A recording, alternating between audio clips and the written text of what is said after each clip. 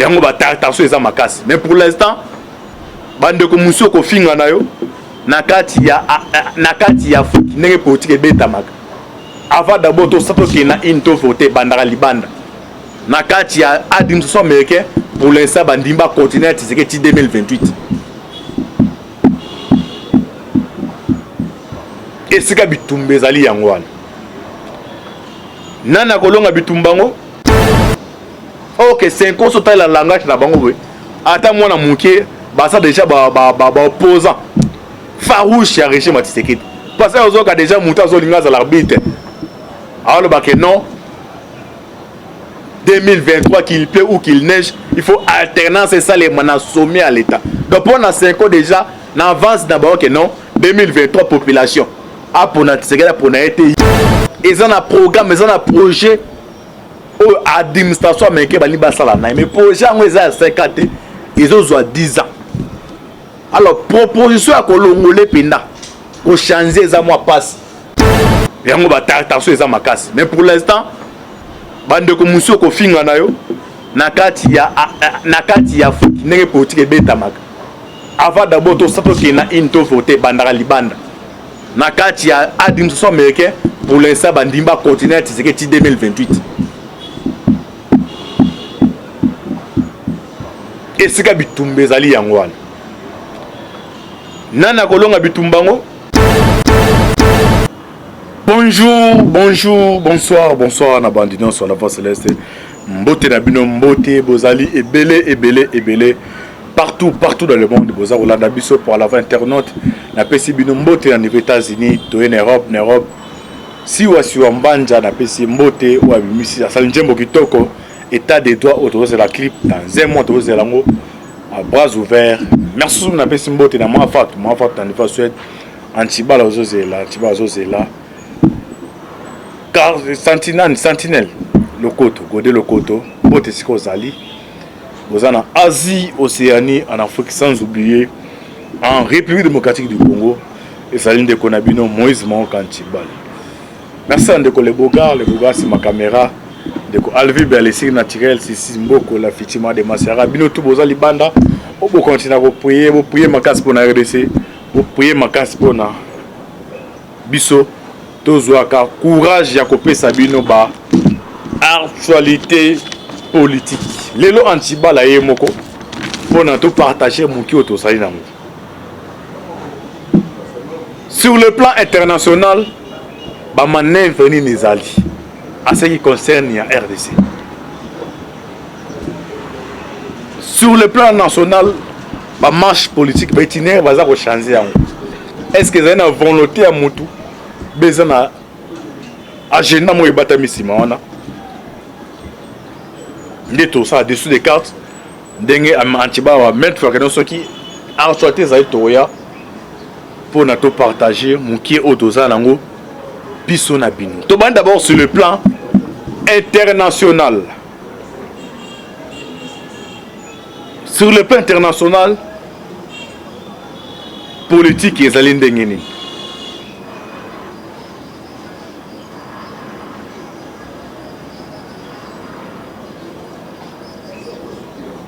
États-Unis, l'Europe, allez privilégier la France. Ok, France, à la carte, il y a une Européenne. Basant en obédience, il y a branche, il y a Lamouka. Et bien Lamouka, il combine à Moïse, n'a failli. Mais c'est seulement les États-Unis qui soutenir Félix Tshisekedi. Mais ce qui concerne l'intérêt, mais ça a divergence, ce qui concerne la position RDC. Mais les États-Unis, tout le monde a commis s'imposer par Sazali Makas. Par là, Naina Lobanin.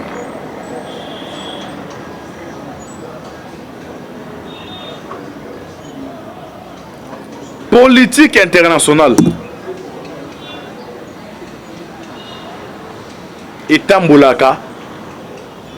n'a pas volé belé. N'a pas nous mettre fort que non. na Afrique pour na branche wana ba considérer yo eza na ba condition ba pesaka pour na basa la lobbying na yo il faut attendre que mutango to porter soutien azana batu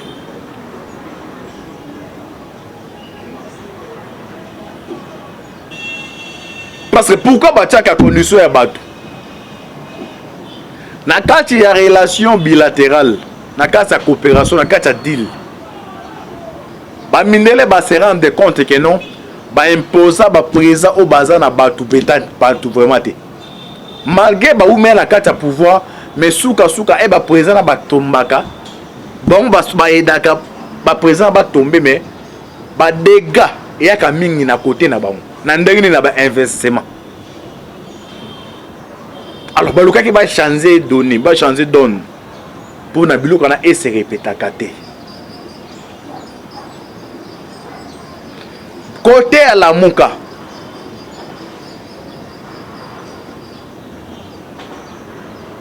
ils ont deux personnes balinga basa la lobbying pour na voir na bongo c'est le côté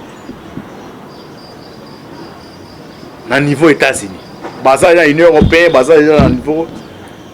quelques pays où on a besoin de niveau Europe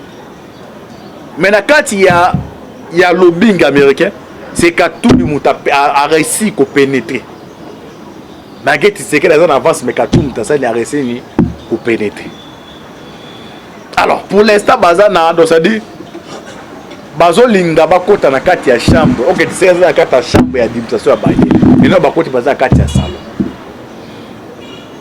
ba ebisa ki bango que non niveau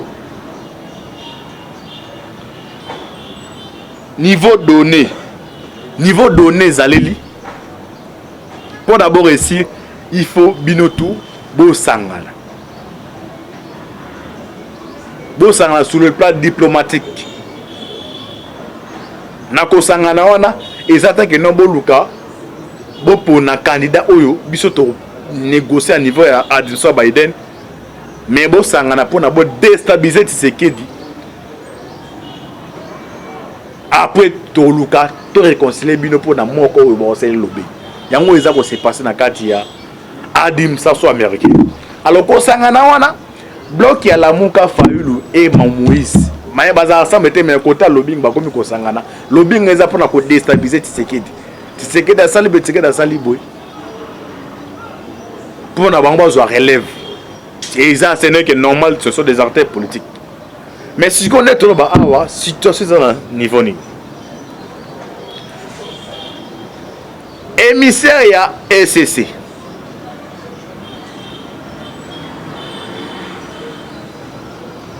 na moko ya 5 ans baza na mboka ya Joe Biden bake ko sala nini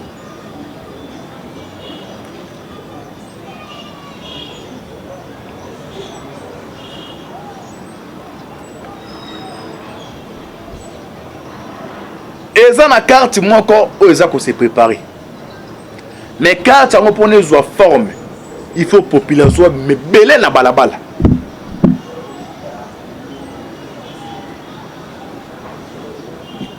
alors lobbying ya Moïse bakomaki koyokela bango na makambo etali ya loi ya Tchani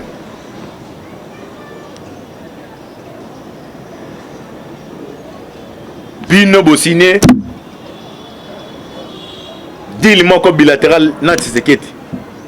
na kati ya deal wana oza ko prôner ba démocratie na kati ya deal mais tala politique ya Tshisekedi aye pona ko écarter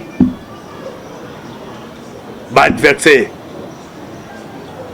voane lobaimo mingi na chancellerie occidentale Tshisekedi attaque stratège parce que bande ko belé bato belé baza ko arriver ko comprendre était politique à Tshisekedi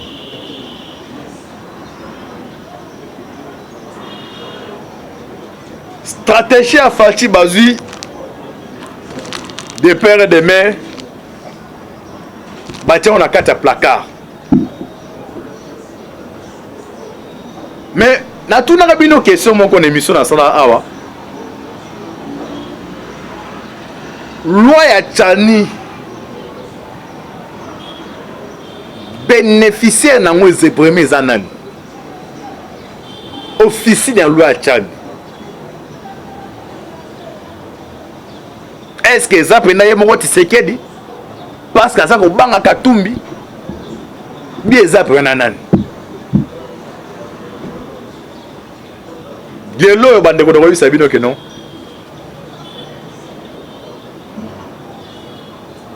mutu akobénéficie ya loi ya Tchani eza ni Tshisekedi mais ezali dauphin ya Tshisekedi par là na tiango entre parenthèses na répété loi ya Tchani oyo bandeko bamona Tshisekedi mutu azosala mpona ekarate Katumbi azobanga Katumbi dauphin ya Tshisekedi ena ba dauphin ya 2028 soki ozala réel ye mutu aza profite na eloko wana alors ndenge tozoloba a eza na négociation mo eza kose passe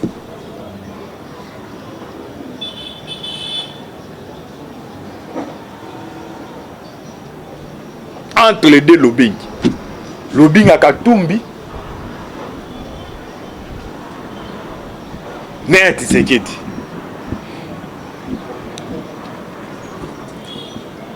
na kati ya deal wana oya Tshisekedi bayebisi ya Katumbi boye mutu oyo il est déjà programmé na kati ya administration ya Biden ya États-Unis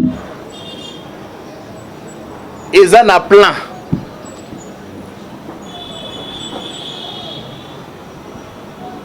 eza na programme eza na projet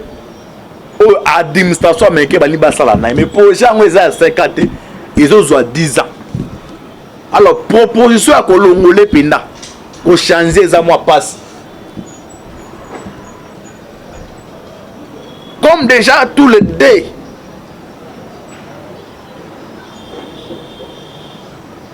personne baza na kati ya union sacrée et que na voix moko ya négociation mais voilà est passé d'abord pas na volet sur le plan politique mais que d'abord sur le plan il y a lobbying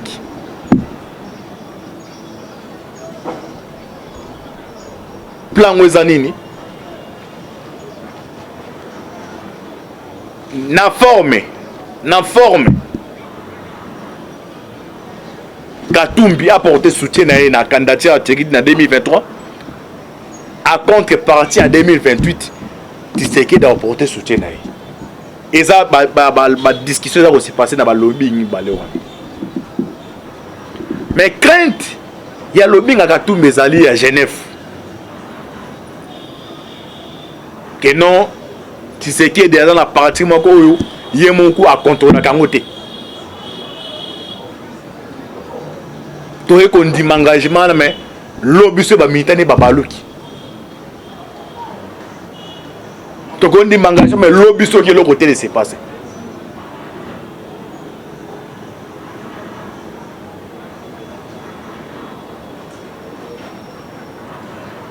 alors proposition à lobbying ya Katumbi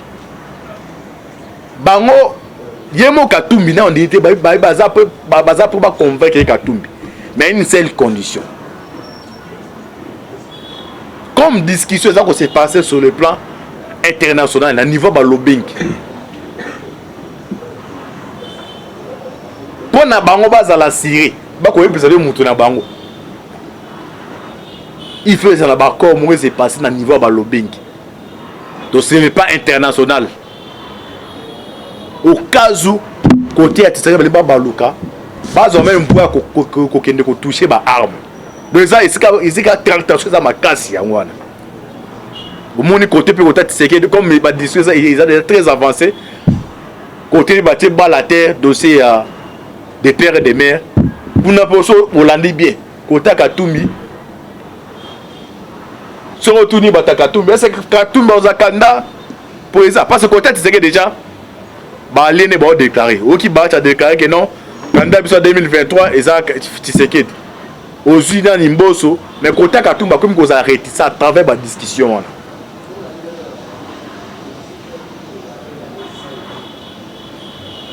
mais côté à Tshisekedi ye moko aza na ba balle na chambre belo luka neati Katumbi.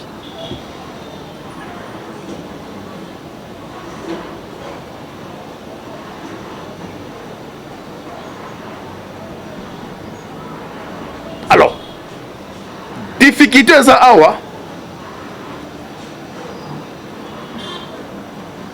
ba collaborateur à Katumbi na ba lobbying à Katumbi. La majorité za bato yo ba mesana ka ko sala ba coopération ba commission ya ba commission illicite ya ko za ba mbongo ebele.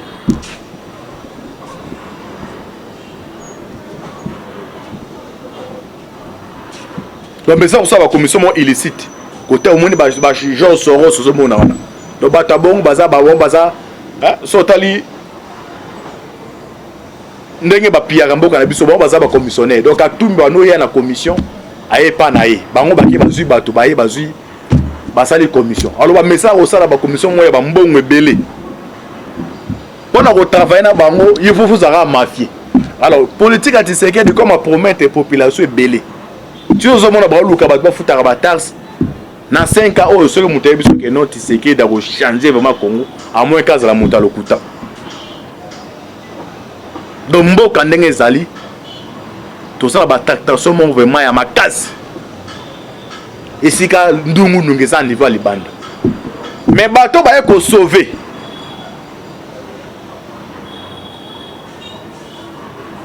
branche ya ba Fayulu ezali église catholique ba boye bagav 5 ndo mona wana azan lobbying nae 5 tu no mona ba dialogue minene ba pesa bango eza avantage ba eza ba lobbying wana mais moi ningo ozo linge sale masiko donc ce cas le 29 Fayulu la réussir ko frapper na ba ko frapper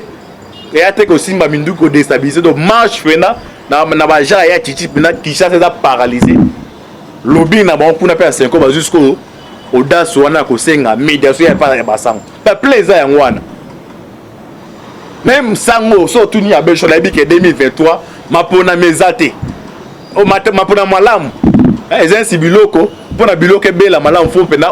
muto lamba za patient ezali mapona mezate so alingi pe ali biloko ebela bien te 5 ans et bon mais 5 ans zo linga médiation est passé par ye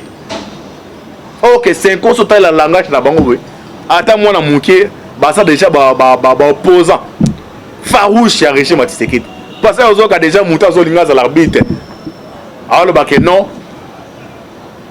2023 qu'il pleut ou qu'il neige il faut alternance et ça les mana sommet à l'état donc pour na 5 ans déjà na avance d'abord que non 2023 population a pour na Tshisekedi pour na été yete mutu fois ça donc ici ka moi crédibilité na moment sur le plan international ezali ya moi yango ba tartation eza makasi mais pour l'instant bande ko muso ko finga na yo nakati ya ndenge politique beta maka avant d'abord to sato ki na into voter bandara libanda nakati ya administration américain pour l'instant bandimba continuer Tshisekedi 2028 esika bitumba ezali yango wana nana kolonga bitumbango toya kaka awa po to limbo la biso to est-ce qu'on a niveau national ana kati ya mboka bozo mona bandeko ya PPRD moko kati na bango bane d'abord Shadari to sina bako na Tshisekedi so ameki to bimisa bako mais à la grande surprise moko azali secrétaire général adjoint à PPRD aleki na top Congo tisiko na réseau sociaux canadien donc Tshisekedi pas corrompre soit batati IDPS batona seke ba corrompre ça ba déclaration bon non et ça non accord pour le gouvernement mboka omoni na kati ya tiroir ya Tshisekedi batu ya PPRD so Tshisekedi atie esprit ba dictateur banda tongo so la muki 8h ti 20h bata PPRD 300 ba ko ta journée mon makala bango tout les aba dossier monsieur mon tiré dans la kabia so na bando touché comme acharnement bango pe kati na bango ba yebi yango mais ce qu'on pona détonateur ouais a déclenché joue kaka bango bata PPRD ba yebi bango tout le monde ba leka na top Congo et ti la na réseau social ko lobo jour babanda kosala bamarche ya balabala preuve à l'appui premier marche au FCC asalaka FCC et oyo tosenga mpona respect d'institution marche si boyebi soka baya o Calef le loi comment telatela et wana ezalaki marche Tshisekedi apesa bango wana eza kuma muteso ya démocratie marche omona Calef vie pasana balabala eka marche likani boki so na baonde komaki awa komi kosenga soutien onini aide ya Tshisekedi eza même na kati ya na tiwa fati ndenge ezali jour chadari au meka ndenge cheval osa bablo onena ye pa ke donc appelle les 29 de ma balabala na biso ba dossier nyonso Tshisekedi mo ba ke no bobo na moto journée wana pitié ozalati to yesu ko na marche ya la muka pona itinéraire changu eza zone oyo to moi 2000 na 1999 2000 et si quand des rebelles bakota ezali bakota changu d'abord na kata démocratie eza d'abord interdit ya koponela mutu itinéraire à marche eza d'abord interdit donc monsieur Martin Fayulu azana en plein droit ya banda osame marche banda na so après ani informé bana ndako na tie sika lingi donc na kata ya démocratie na kata besisa biso le but que non yo marche fo banda sika boy so que no andima no sana chango eza droit na yi wana mutu mota kotoza mais pour meza awa ngobila azali gouverner so ko gouverner faut prévenir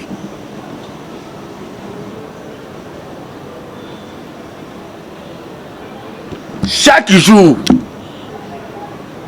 année donc c'est era comme avalala François Béaka pena na rapport do mono la muina tongo chaque jour François Béaka na rapport na butu rapport il y a service à renseignement donc c'est que non lelo na Kinshasa et le côté le Besaimou na Lubumbashi chaque jour rapport wana beyi wana yak asa déjà informé les mêmes informations pe en est information dans hôtel de ville que non monsieur le gouverneur ne sika tel na ba rapport autosuit pe lelo so remonaka États-Unis zala frappé ils ont ba agent monsieur service à renseignement na ba autorité so américain ba négliger information faut pas belle na déjà banaka banda kala que nous avons préparé à frapper États-Unis rapport et na B na ni na FBI et na CIA mais bato bazaki koyeba mingi kotia ditembe mais information que non il y a préparation moi attaque terrorisme na 2001 au Salema na États-Unis information ezaka ba négliger information alors ngobila na ibanena ba que non eza intabo na démocratie ko pona mutesika sa aza do fa les gens do ça marche ce qu'on soit limite mais le gouverneur a l'information en eraé la caille que non mais c'est le gouverneur na kata ville na yo dans la zone où tel tout monde ni boué tout ça on a contrôle la ngote il faut avoir mesure boué et c'est ngobila mesure les mesures politiques pour l'intégration et ces mesures préventifs pour amoni na zone à tel ko bezali ça reste à vérifier mais ngas ko nazo conseiller na mon vieux Fayulu boy un leader moi tu sais que dia chichi ba sera ba no pesa mot d'ordre andoré des alaraté ba télévision pesa alaraté ce pe télévision des alaraté télévision moko la voix des aïwana o mobo ba no la sara mobutu bana tongo doit être okola to tu na papa na biso ça za nzambe ezali ka voix moko wana mais tu sais que dit à l'époque na boye net ene ba ndo linga bana basi moi c'est ça qui au commis lettre yo beti siffle bois qui na se wana aïbda 18h lettre ya atangi ye pas répondre siko tiseka na ndo mobiliser à l'époque quand les aki bongo soka lobby kaka boye na bato baza na kabe ya kamwanga na baza na bolama donc azaki eza la bilobe e utaka na nzambe et puis bata bongo eza comme espèce rare donc on a soit leader soza na ngo c'est paniqué preuve à la peu salema na Katanga Tshisekedi akiti na Katanga Lubumbashi vers 20h na boula bataka bla que non wana conseil la pesa na vie Martin na ba Antoine so oza leader oza na eloko ya nzambe nde ba chrétien ba lobaka ata ba bundiso nde ni demoiselle oza la et la sara oh to tika na biso yi siko ti fa la za étape wana ya ba obstacle est-ce que un leader na ba obstacle ko luka ko tinga mama be wana za conseil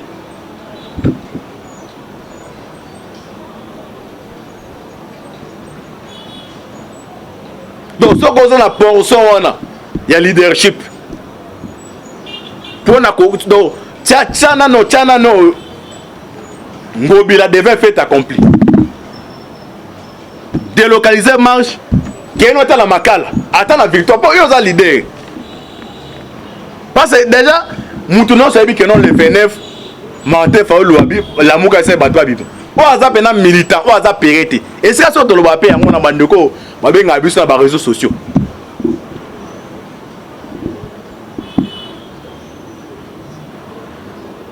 au monde Tshisekedi ya tichuana asengi na ba militant na e bokende ko accompagner nga na palais de la nation bana musala à l'époque nga zaki na limité côté angachi ba boucla limité na ba 2 heures et puis ba boucla ngo ezabana ya moura mombele to mo ezaki bouclé vers 2 heures ba fouiller ba téléphone na batou bazo contrôler batou 2 heures ezaki bouclé mais quand Moussa qui bato Kabila Tshisekedi abimana cheval blanc na e ba milita bimina na kati ya lupango pardon ils jouent potentiel serment ba milita ba na kati ya lupango ganya maya à l'époque azaki colonel a gifla quelques major mais ba milita ba yemba kuna ba koti ndenge ni après na pesa conseil à milita la muka e boza na kati opposition boza za résistance na résistance ba tchaka ndé espère ki mobile so ki souffre la za ko tinga azo tingama na itinéraire ya Tchangu nini bata misuwana donc na kena 3 volets n'expliquer d'abord premier de choses ils ont interdit la démocratie pour pebo pour na mut itinéraire de deux sous na eu pour na mesures préventives au gouvernement aux informations de 3 pourquoi souffre le tinga mangana ars ya Tchangu nini bata miwana oh déjà depuis de 3 en 3 reprises oh ba iwa cortège à Tshisekedi ba kaya sa na mabanga na rozonga ars wana so moni mingi biso to na couvrir be événement so ko couvrir va ça pero jour Tshisekedi ya kana kameke kaka ars wana karate to les ska oyo ba bisa da bi on monde bo ke ba bozonga to bomana bino alors ni ne bata mi wana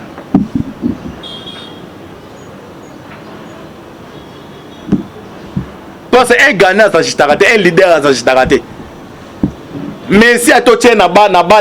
à to tient na terrain ya parc 5 ans na 20 ans ya zelo so PC balo ko beta izabongo alors bateke au monde les aki zelo hein Cristiano to tient na kata terrain mambo oyo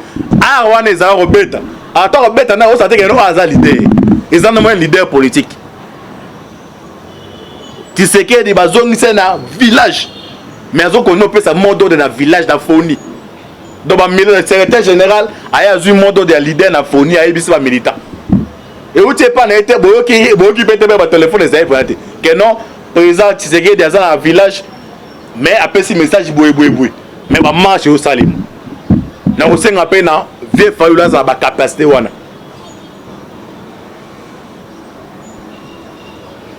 mais na osenga ba kongomani to prier makasi ne lo ba mettre que non ce qui nous unit est plus fort que ce qui nous divise et donc zo kabola biso ezali musu za inora raboy na ba mettre fa so zo na 2016 mutu nyonso yo mutapoto talanga hein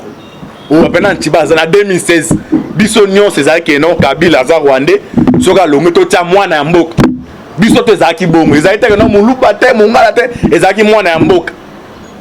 na en pleine campagne électorale bah tout ça avec donc mais souhaite à faire l'augmenter à tête Tshisekedi il suffit chadarité biso oza conscience de ce qu'on t'a la tozo yima mutema conscience obaga nga pe alobaka ngo comment que non bon comme d'ailleurs ils ont décandé ça les cas bien toché Kabila 4-4 ata faire l'augmenter mais à tête Tshisekedi mais chadarité biso tout obaza na besoin changement tozaki na langage wana mais alors votre face ya ki mutema be uteli wapi bon à cause de la présidence de la République et où t'as d'ailleurs pas ensemble ça destin ensemble Kabila on a beta 18 ans Nzambe mutaponi a dirigé biso. A poni te mais a pesi dans 18 ans Nzambe mtayebaki. Parce que ezaka biso mo bato. Mais tu sais que doit koufi à papa a doit pouvoir na makasi kala. Na koye mo combien de fois sur pour comment? C'est moi le président de la République. Mais ça qui descend était une détéo européen ça manai pas moi nanaï. Ils ont des moyens autant aux leaders politiques. Ba force à déserter. Peut-être bacho ga ozara nani Moïse ba Josué bazali. Peut-être be mutu au diriger mboko après mandat Tshisekedi emsu na botamite. Emsu be da botami mais na bani politique te. Emsu os appelle fallu mais ça si côté ça de ça ba ta nzambe. Yo so aux nous forcer. Donc politique comme les kento. Na politique ba ça raketo te.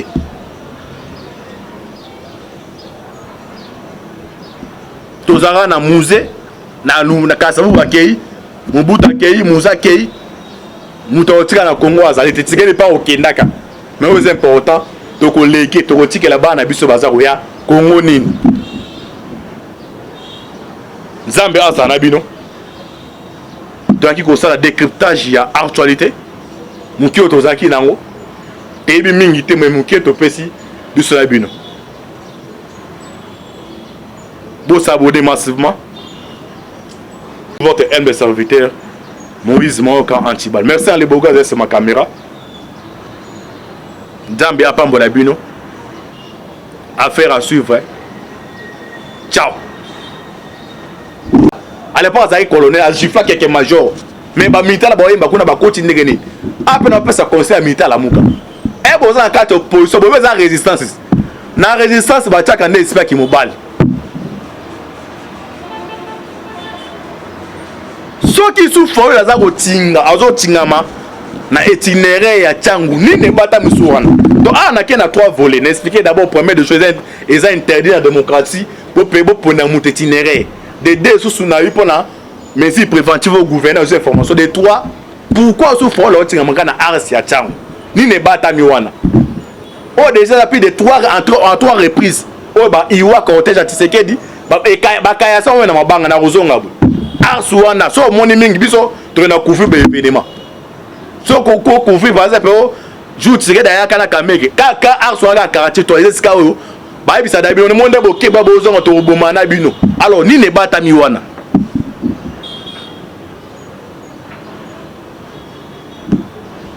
Parce un gagnant ça jitarate, un leader ça jitarate. Mais si ato tient na ba ato tient na terrain ya parc 5 ans en a fait mais ya zéro so PC balo ko beta isa bongo alors bateke monde les aki zéro hein Cristiano to tient na kata terrain mambo oyo wana eza ko beta ato ko beta na o sa teke no aza leader ils ont un leader politique Tshisekedi bazongisa na village mais azo ko no pesa modo de na village da Foni. Donc le secrétaire général a eu un mode de leader na Foni a ebisi ba militant. Et où tu pas na été boyoki pete ba téléphone ezai pour ate. Que non président Tshisekedi dans un village mais après si message boye. Mais ba marche au salim. Na osenga pe na vie fayula za ba capacité wana.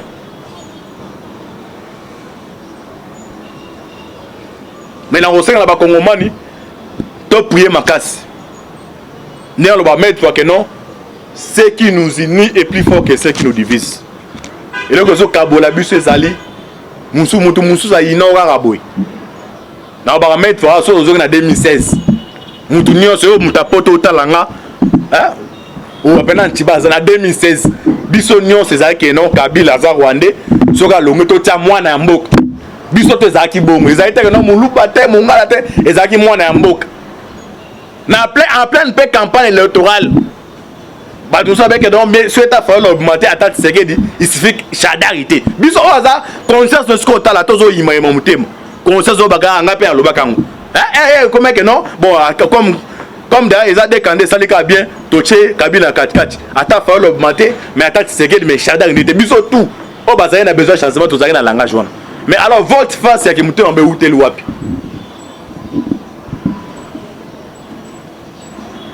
on a causé la présidence de la République et où t'as pas un Zambie, ça destin un Zambie. Kabila on a beta 18 ans Nzambe mutaponi a dirigé biso. Aponi te mais apesi dans 18 ans Nzambe mutayebaki. Personne ezaka biso mo bato. Mais tu sais que doit koufi à papa a doit pouvoir na makasi kala. Na koye mo combien de fois sur pour comment? C'est moi le président de la République. Mais ça qui dessin était détéo et européen ça m'en a pas moi nanaï. Ils ont des moyens autant aux leaders politiques. Ba force à déserter. Peut-être bacho ka ozara nani Moïse ba Josué bazali. Peut-être be mutu a diriger mboko après mandat Tshisekedi emsu na botamite. Emsu be da botami mais na bani politique te. Emsu os appelé fallu mais ça si côté ça déjà ba ta nzambe. Yo so ozo nous forcer. Donc politique comme les kento. Na politique ba ça la kento te.